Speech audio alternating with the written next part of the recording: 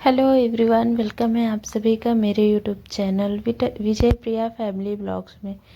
तो फ्रेंड्स, आज के ब्लॉग में मैं आप लोगों के साथ एक ब्लाउज के पल्ले के पीछे पल्ले पे डिज़ाइन बनाकर दिखाने वाली हूँ और आप लोगों के साथ शेयर करने वाली हूँ कि आप लोग कितनी आपको सिलाई आनी चाहिए कि आप बुटीक खोल सकें।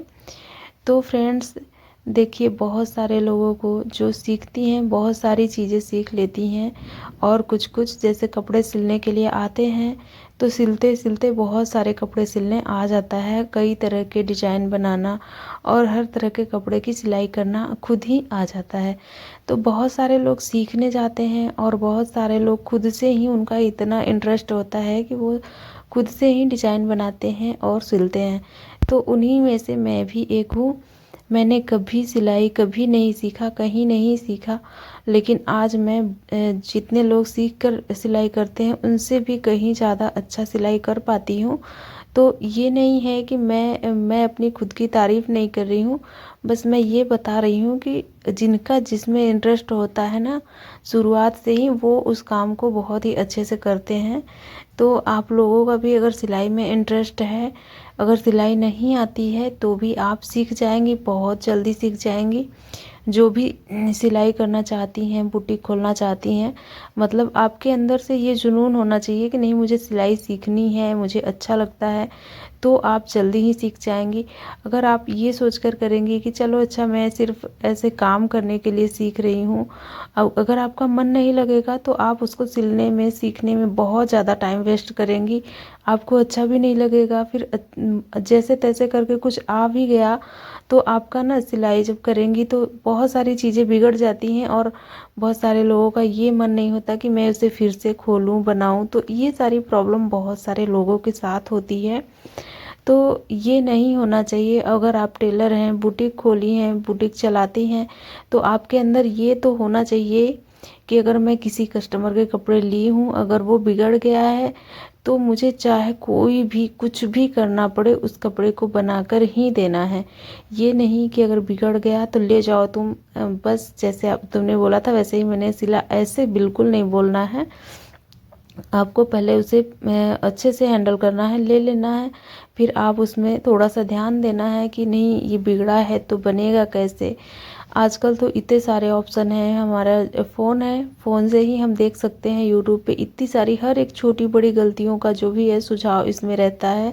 तो आप इस पे सर्च करके बहुत सारी चीज़ें सीख कर बना सकती हैं। तो अगर इन सभी बातों का ध्यान रखेंगी, बुटीक खोलेंगी, तो आपका बुटीक जो है बहुत ही अच्छे से चलेगा।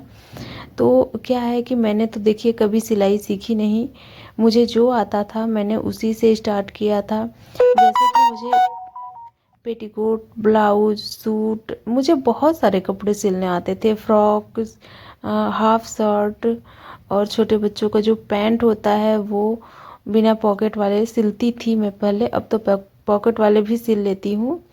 तो इस तरह से जो जितने सारे कपड़े थे मुझे लगभग सभी कपड़े आते थे, आधा अधूरा। और ये पेटीकोट, ब्लाउज जो नॉर्मल है, सूट सलवार, ये तो अच्छे से आता था। फ्रॉक सूट हो गया, मैं खुद ही अपने लिए इतनी अच्छी अच्छी ड्रेसेस बनाती थी ना कि मेरा पहना हुआ कपड़ा जो देखता था वो खुद ही बहुत सारी लड़कियां थी जो मेरे क्लास की थी, वो सारी और मेरे गांव की लड़कियां वहाँ पे, उनको देखकर होता था ना कि मैं भी इसी तरह से सिलवाऊं। लेकिन क्या होता है कि जब हम गांव में सिलाई करते हैं, खासकर मायके में, तो ऐसे चाचा चाची, बड़े पापा, बड़ी मम्मी, मतलब ऐसे ऐसे लोग होते हैं ना कि अगर सिलाई करो तो पैसे नहीं देते हैं। अगर हम लोग सिलाई भी करें, लड़कियां जो भी सिलाई करती हैं, मैं उन सब की बात कर रही हूँ, वो अपना टाइम निकालेंगी। हमेशा जो भी मायके में रहती हैं उनकी पढ़ाई रहती है और घर के काम भी होते हैं। ऐसा नहीं है कि सिर्फ ससुराल में ही हमें काम करना पड़ता है, घर मायके में हम आराम करते हैं, ऐसा कुछ नहीं होता है। काम हर जगह करना पड़ता है। जहाँ भी हम रहेंगे, दुनिया के किसी भी कोने में रहेंगे, तो काम तो करना ही पड़ेगा। अब भूख लगेगी, खाना खाना है तो काम तो करना ही पड़ेगा। तो इसकी वजह से मुझे घर के भी बहुत सारे काम होते थे और बहुत सारे लोग फ्री में कपड़ा सिलवाने वाले भी होते थे। तो इसकी वजह से पढ़ाई, घर के काम और घर पे कोई नहीं, गार्जियन नहीं होने की वजह से मतलब बहुत सारी प्रॉब्लम थी। काम, मुझे टाइम नहीं मिलता था। वैसे मुझे सीखने का तो बहुत सारी चीज़ें सीखने की शौक थी, कंप्यूटर और ब्यूटी पार्लर, ये सभी चीज़ों मतलब फैशन से जुड़ी सभी चीज़ों सीखने में मेरा इंटरेस्ट था, लेकिन मेरे पास टाइम बिल्कुल नहीं था, बहुत सारे काम थे। तो इसकी वजह से मैं फीस देकर पार्लर का भी मैंने शादी के 2 महीने दिया, पहले ही फीस दिया था, और 2 4 10 दिन ऐसे गई, कई 10 दिन गैप कर करके मैं ब्यूटी पार्लर तो नहीं सीख पाई। लेकिन क्या है कि मैं सिलाई मुझे अच्छे से आता था, तो उसकी वजह से मैं ससुराल में अपना बुटीक, बोर्ड वोर्ड कुछ नहीं लगाया था। गांव है तो धीरे धीरे एक लोग को बोल दो तो वो सारे लोग बहुत सारे लोगों को बता देती हैं। अगर एक लोगों का बन गया तो वो बहुत सारे लोगों को लेकर आती हैं सिलवाने के लिए। तो इसी तरह से मेरा बुटीक काफ़ी अच्छा चला था। लेकिन क्या हुआ, इसी बीच मैं प्रेग्नेंट थी, मेरी प्रांसी मेरे पेट में थी। तब भी मैं सिलाई करती थी, जब तक वो 7 महीने की थी तब तक मैंने सिलाई किया। मशीन में मैंने अपने हैंडल लगवा लिया था, हाथ से चलाती थी, पैर से प्रॉब्लम होती थी। तो फिर उसके बाद प्रांसी जब बड़ी हुई, साल भर की हुई, मतलब 7वें महीने में मैंने छोड़ा था। फिर डिलीवरी के साल भर बाद से फिर से मैंने सिलाई स्टार्ट किया। फिर मैंने 3 साल तक सिलाई की थी। फिर उसके बाद प्रांशु आ गया, तो फिर जब से प्रांशु पेट में था तभी से मैंने सिलाई करना बंद कर दिया था। और अभी तक मैं सिलाई नहीं करती हूँ, क्योंकि मेरा अभी बाबू बहुत छोटा है और बहुत ही शरारत करता है। प्रांसी भी है तो अच्छी है, वो कोई परेशान नहीं करती, लेकिन क्या है कि अभी वो बच्ची है, उसका भी बहुत सारे काम होता है, होमवर्क कराना, कोचिंग का, स्कूल का, बहुत सारे काम उसके पास भी होते हैं, और बच्चों को खिलाना पिलाना, टाइम मैनेज करना बहुत ज़्यादा मुश्किल हो जाता है। इसकी वजह से मैं कस्टमर के बहुत सारे कपड़े नहीं लेती। हाँ, 1-2 ऐसे कस्टमर होते हैं आपके जो रेगुलर आते हैं और कोई भी किच-किच नहीं करते, ना ही सिलाई देने में, ना ही कुछ, वो सारी बातें समझते हैं। तो आप जितना आपका फीस होता है वो सारे दे देते हैं अच्छे से। तो मैं उन्हीं लोगों का, 1-2 लोगों का मैं सिलाई करती हूँ। और सिलाई करने के लिए तो आते बहुत सारे लोग हैं। सबको चाहिए कि क्या है कि फ्री में बन जाए, मतलब फ्री में नहीं बने तो आधे, मतलब आप को पूरी सिलाई देना ही नहीं चाहते।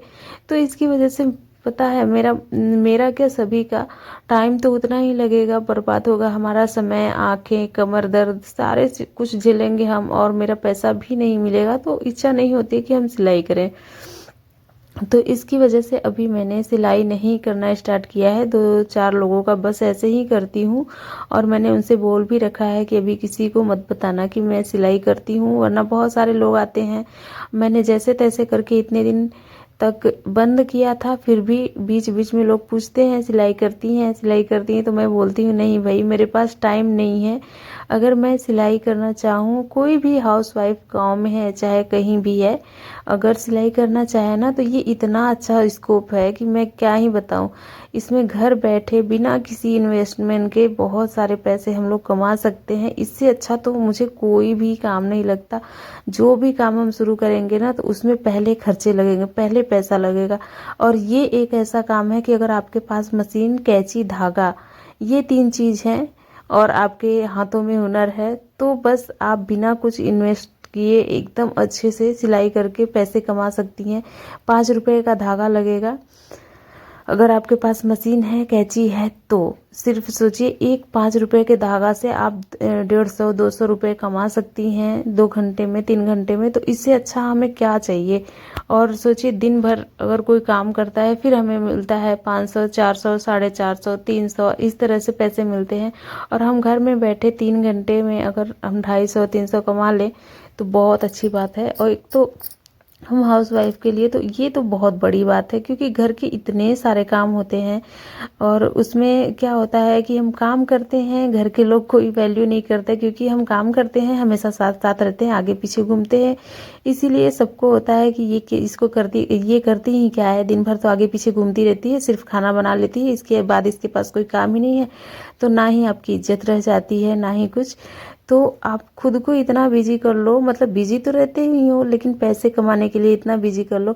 अगर नहीं सिलाई करनी, नहीं आपको पैसे की ज़रूरत नहीं है, तो आप कोई शौक, जैसे आपको कुछ रह गया है सिलाई से जुड़ी अदर चीज़ें, पढ़ाई का रह गया, पढ़ने का मन होता है, कुछ करने का मन होता है कि जॉब करने का, तो भी आप कर सकती हैं। ये नहीं कि मैं सिलाई करती हूँ तो सिलाई के बारे में ही बस सिर्फ बोलूँगी।